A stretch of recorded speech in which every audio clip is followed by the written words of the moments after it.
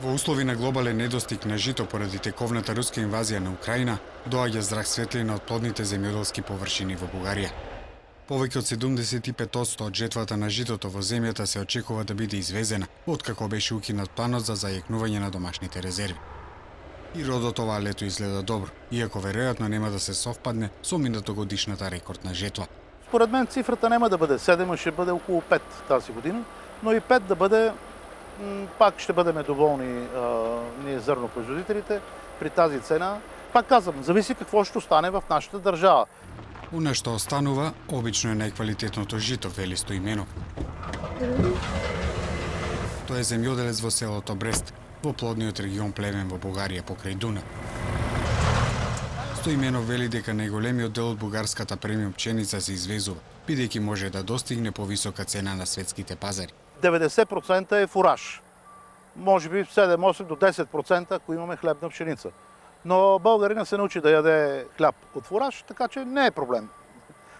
Хубавата хлебна пшеница се заминава за Гърция и за други страни. Бидејќи најголемиот дел од најдоброто жито оди во странство, бугарските пекари се борат да најдат доволно добро брашно. Лебот со послаб квалитет може да има помала содржина на протеини, но дали навистина тоа им пречи на бугарите, кои јадат вкупно 300 милиони килограми леб годишно?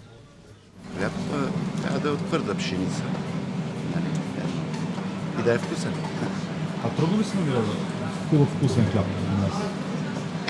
Чак трудно. Зависи човек колко пари е готов да даде. Значи има и хлябове и по-скъпи от този. Този е сравнително ефтин в сравнение с... Не говорим за обикновение. Бугарските мелници за брашно се опремени за преработка на пченица со понизок квалитет, при што житото што широко се користи за добиточна храна се претвора во производи погодни за човечка исхрана. Голяма част от мелниците не могат, и не мелниците, а по-специално тези, които потребяват брашната, произведени от мелниците, не могат и да работят с висококачествено зърно. Затова се набляга повече на нискокачествено зърно, подправено с съответните добавки. А истинското, хубавото, пшеницата премиум отива почти цяло в чужбина.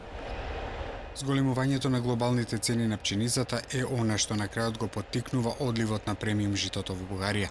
Но во случај кога нацијата е навикната да јаде леб со послаб квалитет, на бугарите можеби и не им е премногу тешко да го олтаат.